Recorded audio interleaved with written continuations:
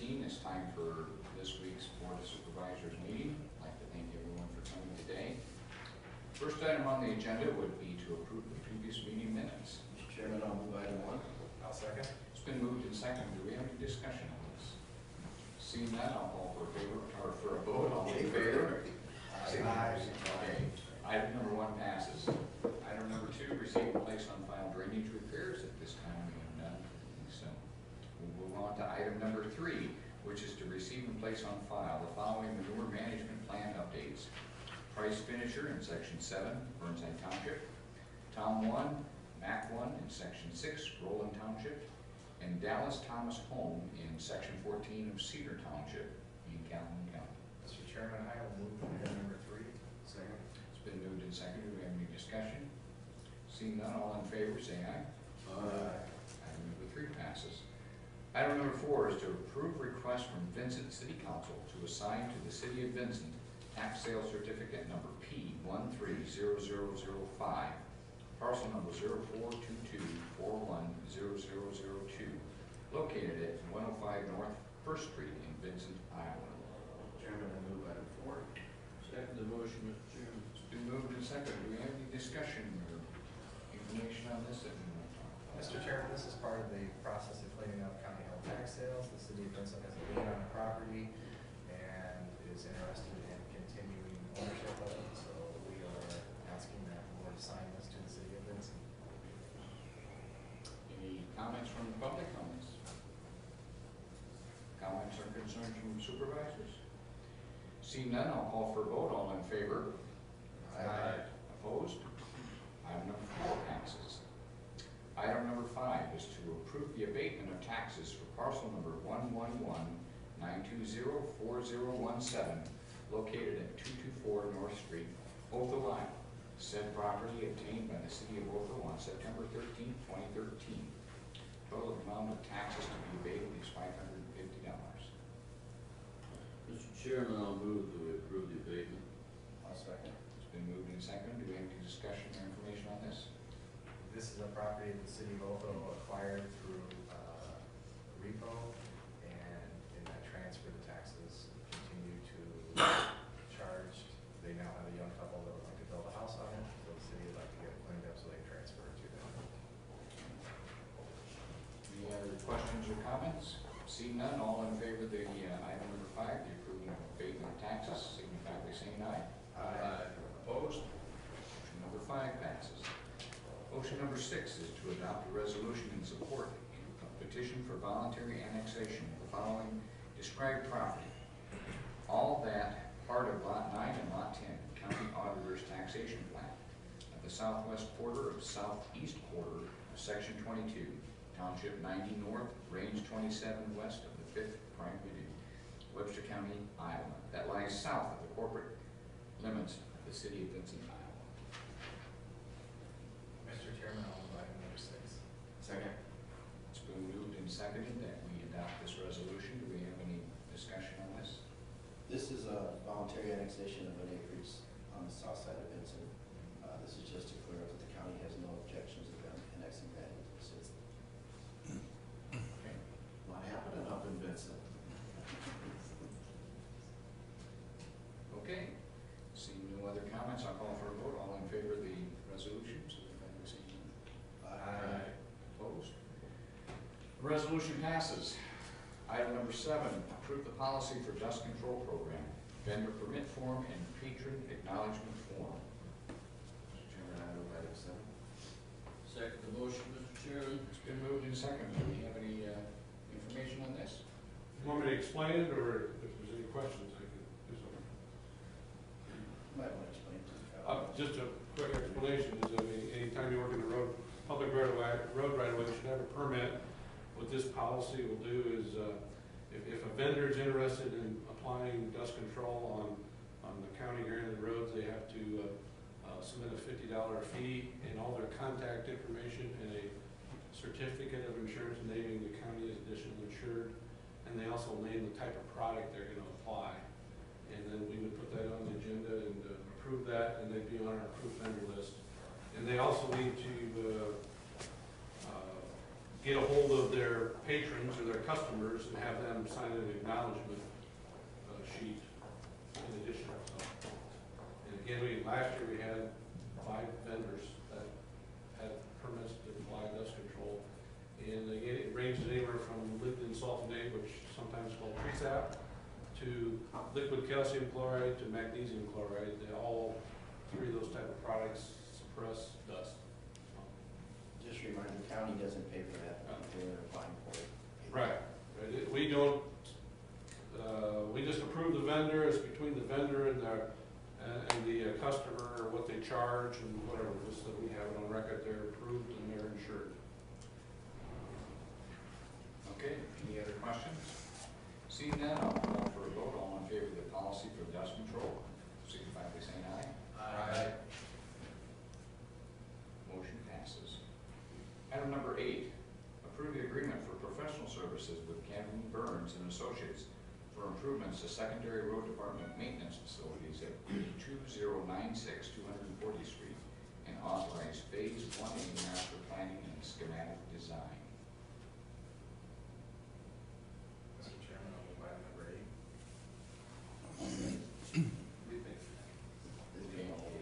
He's been all over today, and I was concerned it was going to die for lack of second. Mr. Rowe, could you explain a little bit for us and for the public Okay. what we're doing here? Yeah, our existing facilities that are located at 2096 240th Street, which is south of Highway 20 on the west side of 169. We do have a need to upgrade those facilities. We did have some structural failure of one of the buildings, and with that in mind, we want to go ahead and make some decisions on improving the facilities. What that site consists of is equipment storage. There are 5 employees that work out of the equipment storage facility, and they all operate multiple pieces of equipment. And then the other building, the north building, is the equipment repair facility, and there are 4 individuals who work out of that. And the south building is failing, and the north building is substandard. There's a plan to make improvements, be it at this particular site, or we're looking at, being open-minded about just looking wherever the best fit would be. But in order to get this process going, I recommend to the board that we have some professional services that will assist us in this matter. So it looks like we have a cost not to exceed plus an attachment showing an hourly rate. Right. Structures. And there's multiple phases to their proposal. We're just, today we'd just be approving the first phase. And then I believe with that we'll have, we'll call a timeout and review it, and then make some decisions, and then hopefully move forward. Randy, in the big scheme of things, if you had a crystal ball, what would you say is the time frame here, logical guess, from the time that you start the study until such time as actually some action is taken? Actions taken, being defined as what? Either building a new, at a new location, building at that location, actually start the work itself, Okay. just a guess. Yeah, I mean, in the next 30 days, there's going to be, yeah, I got a picture up there. Next 30 days is going to be a lot of things discussed. It depends on what approach we're going to take. If we concentrate on a equipment storage facility, that possibly, outside chance, could be completed in 2014. If we combine it with both equipment storage, equipment repairs, due to the timing, we might have to wait until late winter next spring. I guess the idea is we're trying to be proactive and get a plan going. And I also budgeted in my current, proposed budget, in my existing budget, which is June 30th, I did some slight rearranging. I didn't increase expenditures. I did some, just some rearranging, and then in the proposed budget for FY15, there's provisions for doing some of this in the budget that I proposed. may see some physical structure before the end of the year that's becoming more iffy, but I think by the end of 2015, we'll probably see what we'd like to have as a finished product, I hope. Randy, did you want to explain why you're doing this and why that's all different there, so people don't think we're just putting it in? Yeah, well, I mean, Webster County acquired this property in 1981, and it used to be it was a shell of a building, used to be somebody manufactured something there, I guess, and who knows other history of it. That south building has 3 sections to it. There's a 70-foot, 70-foot, and 30-foot from left to right. And the 2 70-foot sections, the far west and the middle piece, the trusses are failing. I think it's just a light design building, and you know, you can say but then because of the failure and because of it being I guess small. I mean, there's a lot of electrical issues and everything else. Rather than spend money to try to fix that, I think money's better spent with a new facility for equipment storage. And then so that's the big reason there. I mean, and that's from as far as physical measurements from the right of way of the DOT to our west property line is like 425 feet by 400 feet north and south, so that's 3.9 acres. And then the north building is where we do all of our equipment repair, welding, fabricating, and it's 50 foot deep. You know, it's what we find is we have a major repair, we get things torn down, and then somebody comes in that has a in a 1 hour, 2 hour, 1 day repair. We just don't have any place to put it, and you know, it's just these are older structures. They were built for what we're doing, and things have changed. We have bigger equipment, so. I feel strongly it's very needed. Mark, to your point, I got up in the middle section of it, and the brackets and trusses are split out. They would not let me get in the west section, and as far as I think they said there's nothing now in the west sections because if it did come down, which is possible, they didn't want to remove equipment, if you will. So it's not a question of just want to have a new building. This has got to go, or at least have part of it has to go. Because parts of this roof have collapsed 3 times or 2 times. Two times we've had repair issues, and I guess you'd call this maybe the 3rd time. Yeah. And it's just it's not just a matter of taking some boards and bolting them. The method of fix was to take the roof off and put new trusses, and that seems like becoming real expensive. And then when you do that, you end up with a building that's 50 foot deep and wiring is suspect. And also, this site is not the most ideally drained. That building that south building is low, and it needs to be built up. We've had heavy surface runoff. We've had water run through the building and everything else. So it's not been the most ideal. We've tolerated it, and due to the circumstances, we're going to hopefully bring things up to a current standard in usefulness. Okay, any other questions from the audience or from the board? Okay, thanks, Randy. Seeing none, I'll call for a vote on all in favor of the approval of the agreement for professional services, signify by saying aye. Aye. Opposed? Item number 8 passes. Item number 9, Mr. Cliff Weldon with the Midas Council of Government will be here and is here to discuss their services to our local government or governments.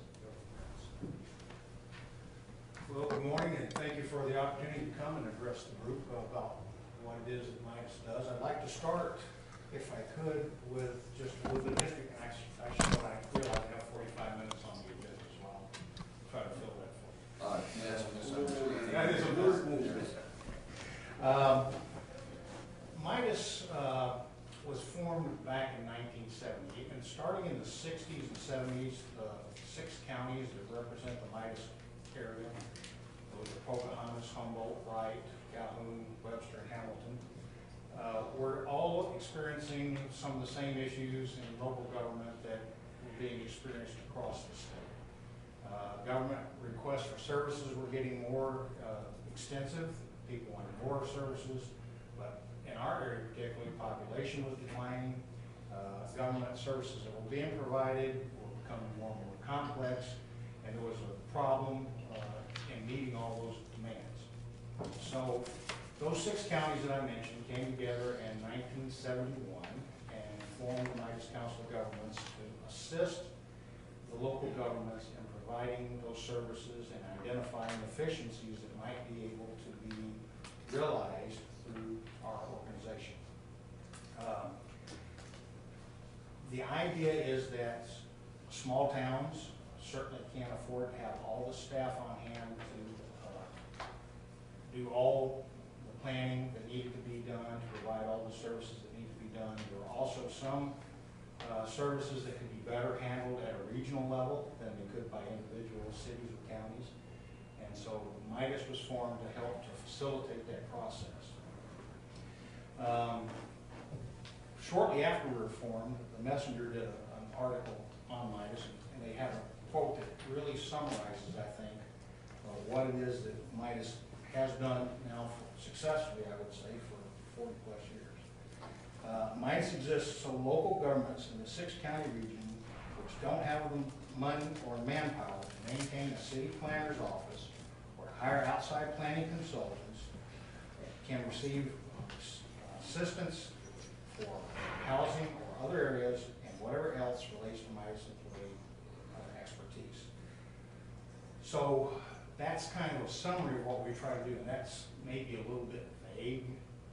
So I wanted to give you some specific examples of some of the things that we have done and are doing. On a regional level, one of the main things we do is transportation planning. Randy is very familiar with this.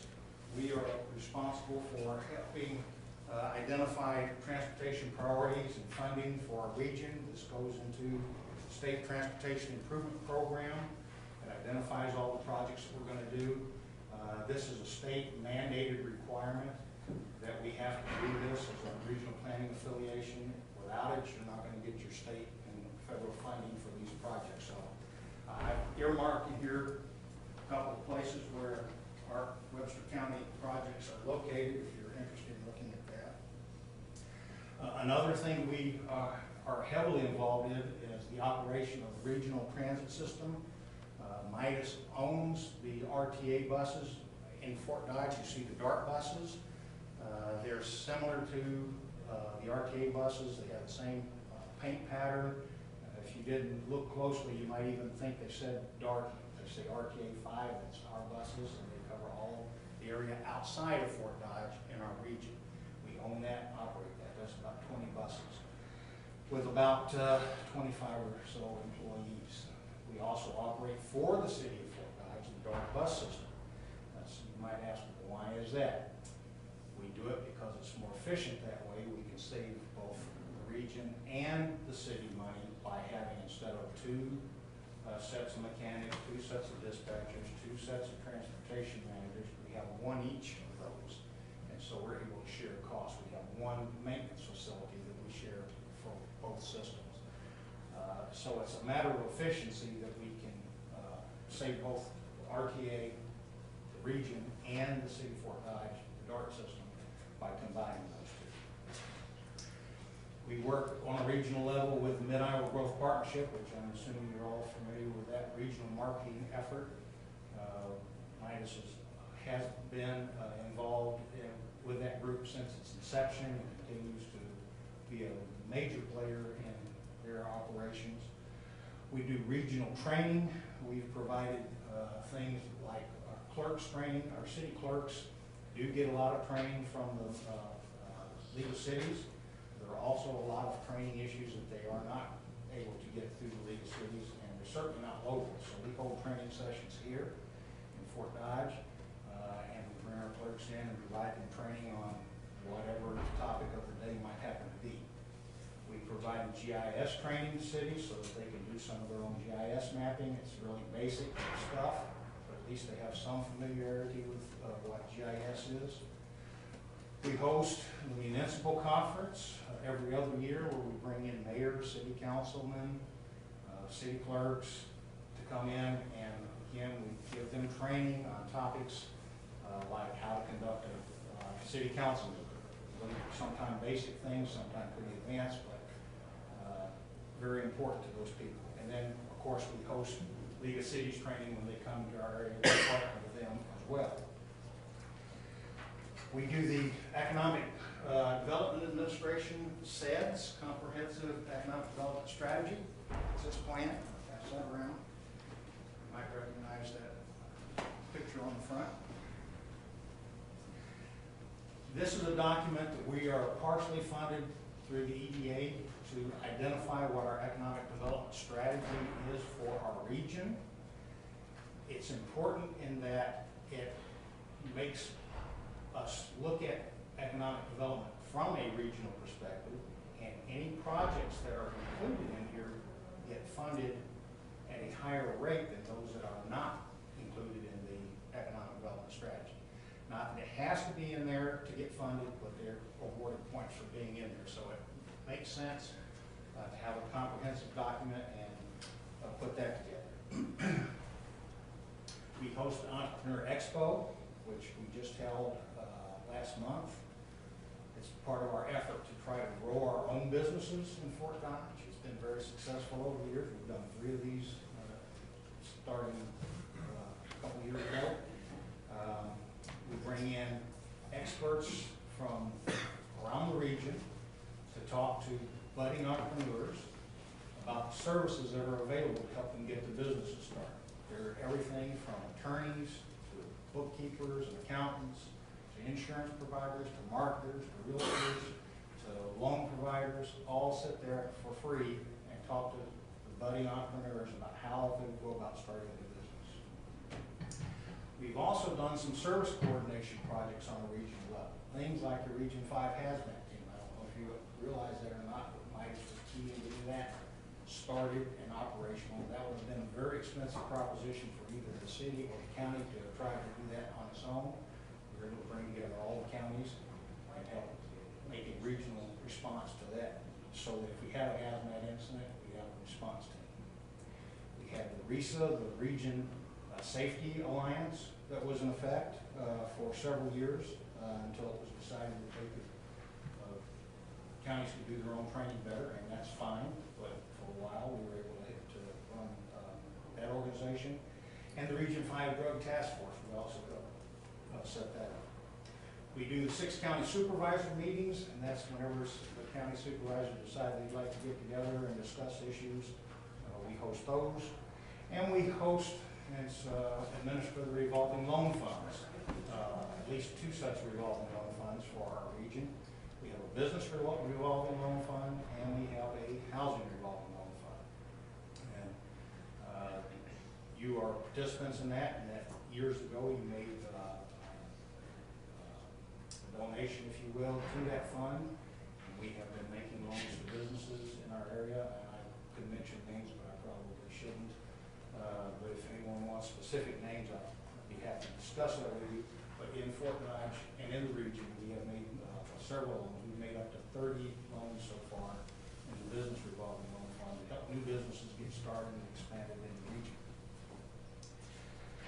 Those are some of the regional things we've done. Locally, I mentioned already the DART system for Fort Dodge is something that we do.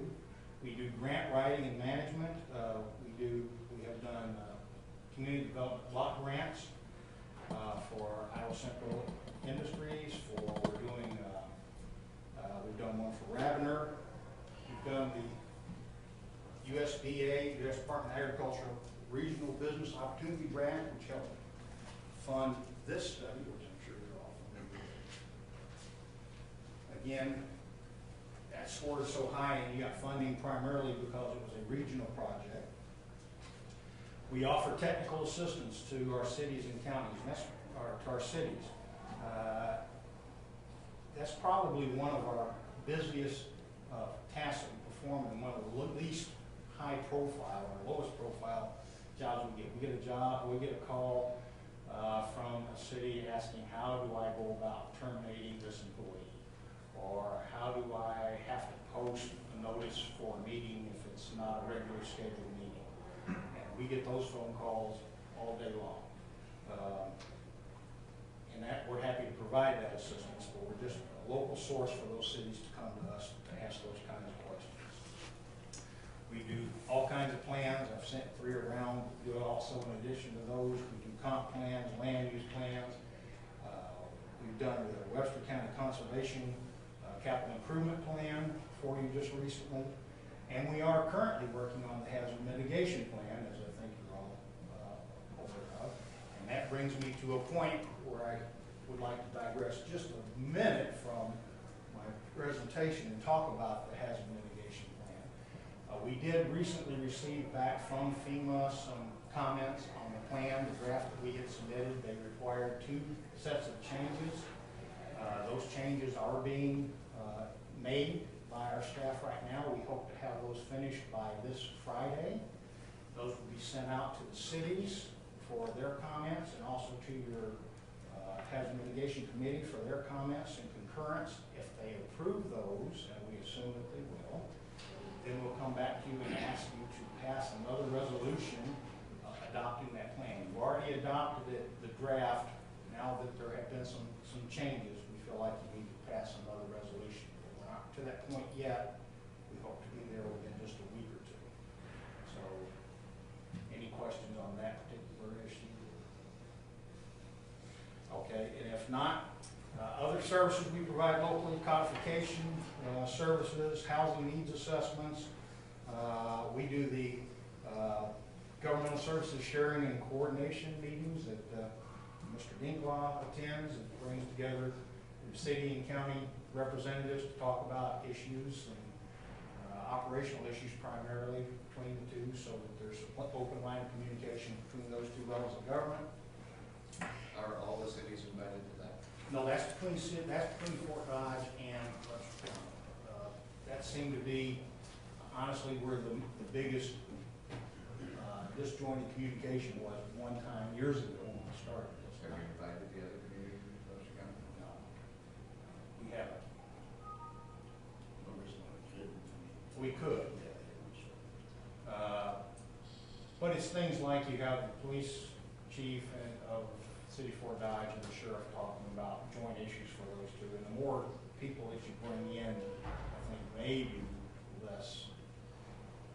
Well, I don't know. So if it would seem to me, if you're going to have a meeting between the cities and the county, you would include all the cities. Well, we could certainly do that. Maybe I'm all that. At least extending the offer. Because, Sure. I mean, I think you'd like to come and at least hear some of the things going on. Okay. I would say possibly, not that it's perfect, but between the county and Fort Dodge, our communications have improved greatly compared to when you Hugely. started that committee. Hugely. And I believe there maybe is some communication problems between Fort Dodge, the county, and the small town. Might be a good idea to start. We have that meeting with the mayors a couple times a year, don't we? 4 or 5 times. We do have other meetings, but this is a lot of department head level people that come in. So, I mean, we can certainly offer that. It's not that it's a secret discussions or whatever going on. It's But we do have a meeting other with, things. we invite all the mayors of all the cities. Right. Certainly can do that. And then finally, talk about some of the special projects that we do. We work very diligently to help create and work on the Market on Central committee that's been responsible for the markets downtown. We're working with the Healthy Islands program, which we were able to bring a grant to Fort Dodge last year to help do some work on the trails and out in the county, put some exercise equipment on the trails. And then Leadership Fort Dodge Group played a part in that, establishing that and continue to support that effort to get new people, new leaders trained for Fort Dodge. So that's just a few of the things that we do and services we provide. We'll basically do anything that the cities or counties would like us to tackle. We try to be flexible. We have a small staff, so sometimes we have to gear up for things, but we feel like we're flexible and we feel like we're able to meet a wide variety of demands. So with that, I guess I would open it to any questions. I guess I was the one that asked, to be educated more on minus. When we were doing our budget, I didn't really see it in there, and then found out later it was in a different category, so that was my fault. But I guess some of the questions I have is, I mean, obviously you're a 44-year-old agency that has brought a lot to the table over the years and been very beneficial. But when I look at, we pay roughly $37,000 from the county, which provides services to all the small communities. But when we go to get those grant services and everything, we're also charged again that fee. That comes with the grants. Grants come with an administrative fee that you guys collect. Our FEMA buyout program, you administered that, but also there was payment in there for that. So when I say there's a $38,000, I really wonder what we get as a county for that. I mean, I'm not saying this in a bad way. I need educated in that respect. When you say HR services, maybe 20 years ago, the county might have utilized that a ton. Now we've hired a professional that has brought a whole lot to the table. We've recently been talking about codification services for our code and ordinances, but there's a fee on top of our $38,000 for that. So, for me, when we look at line items on our budget, any organization that we belong to or utilize, I really want to sit and look at what is that bringing to the table for us. Whether it's hosting meetings, I'll be honest, besides a couple county meetings, we didn't have any other regional supervisor meetings last year that I know of that Midas put on. The codification, business development, I think the Growth Alliance has really stepped into a big role there with a lot of businesses. So I don't know if we're duplicating, overlapping, or where that dividing line is for that $38,000. The $38,000 allows us to maintain the presence. Obviously, $38,000 wouldn't pay for even for one full-time staff person. Nevertheless, the building, utilities, all of the other stuff. So when we have services that we provide, we have to charge the difference in what we get in dues and grant funds. We have to make that up somewhere. We could charge, if our members would agree to it, enough in dues so that every service was free. Right. But when you do that, then everyone wants every service all the time, as you can imagine. Everybody wants their codification done every year. Everybody wants every plan that's possible done every year. And you just couldn't afford to do that. So how would it be different for us to pay you to do codification or an outside firm to do the codification? If we put that out to a bid process, we'd have to add in plus our membership dues to you of $38,000. I would want you to believe, and I believe it's true, that if you ask an outside agency to do a codification, they're going to come in and give you a boilerplate product.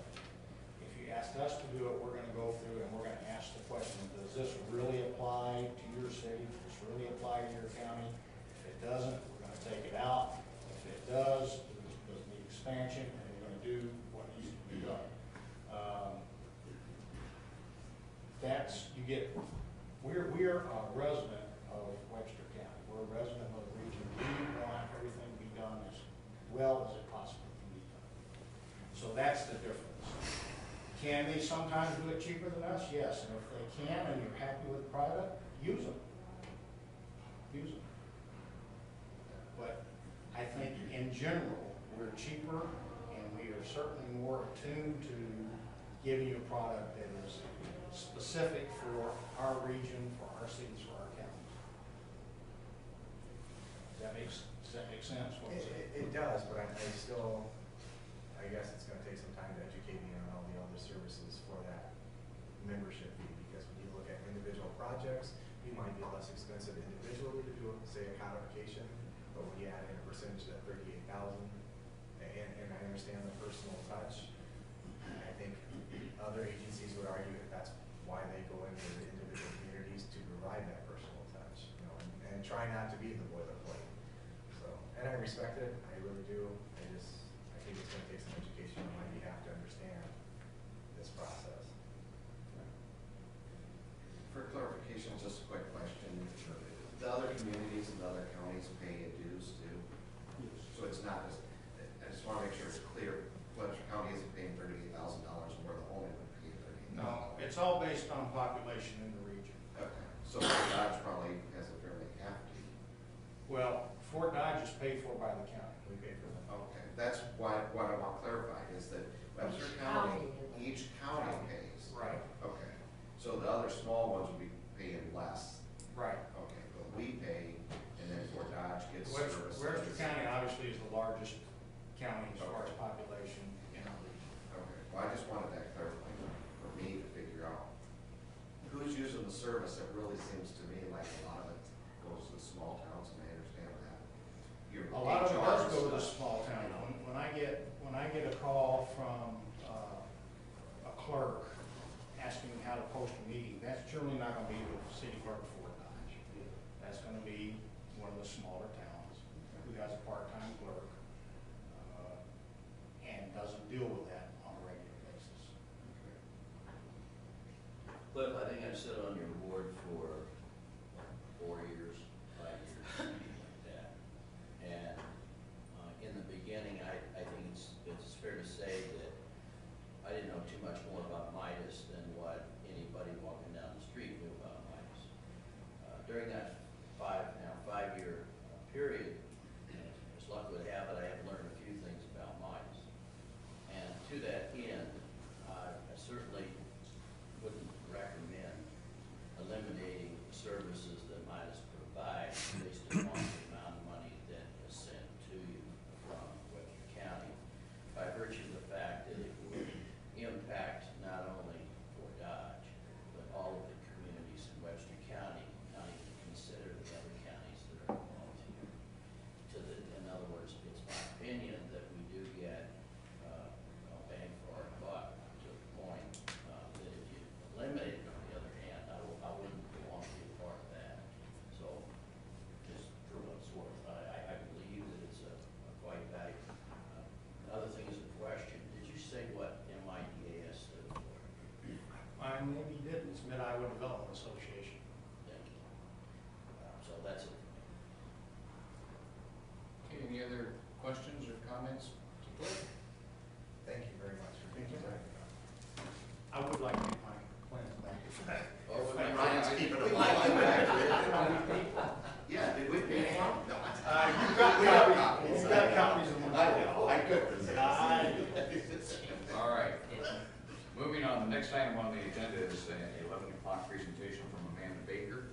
Well, we're not going to let everyone sit here and wait for that, so we'll jump over that, and this is now the opportunity for citizens to address the board with any questions or comments that they had that they'd like to speak to the board about. So this is your opportunity. I don't see a lot of people jumping forward, so we'll move on to Board of Supervisors Committee reports, and I must say that our new graphical representation sometimes is quite astounding. I'm hoping that someday I'll be able to show something up there. Make my presentations interesting. What do we have? Well, I don't have anything for you.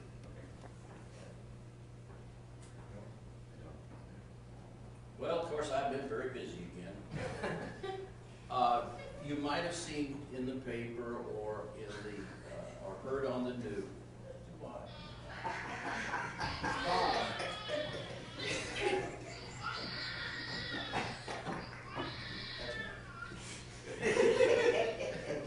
Bob's presentation.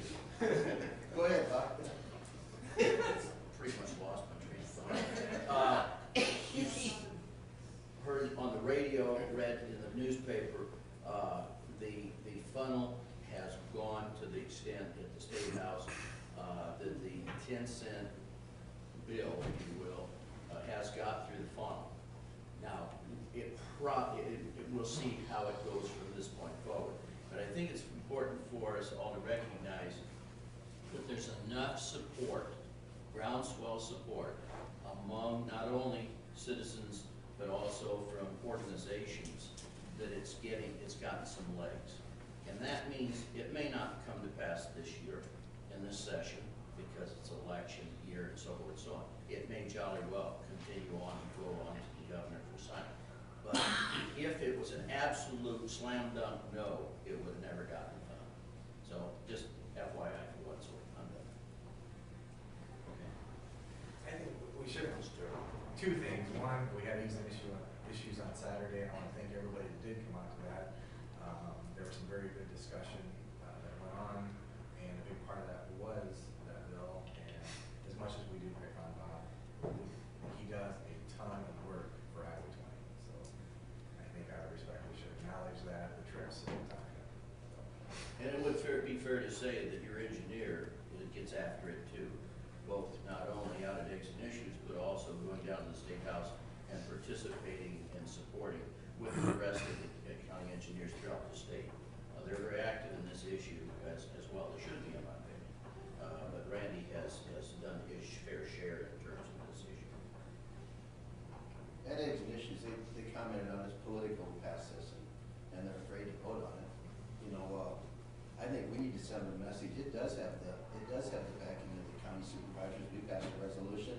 I never heard one negative comment about us passing that resolution. County engineers passed a resolution. Farm Bureau passed it. You know, I think we need to send a message to our legislators. We're going to send somebody that down there that's going to pass it. Not that's afraid to get reelected.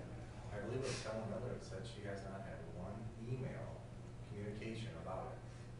Because people always say that, you know, they're going to talk to them and everything, but nobody takes the time, or at least hasn't taken the time to actually send the email to the legislators saying that they support her or they don't. So, you know, it's a squeaky wheel type thing. You've got to let them know where you're at with that issue. Okay, any other comments? Seeing none, we'll move on to motion to allow claims. Second. All in favor? Aye. Let's pay the bills. At this time, I'll call a recess until 11 o'clock, which is 15 minutes. So, thank you everyone for coming.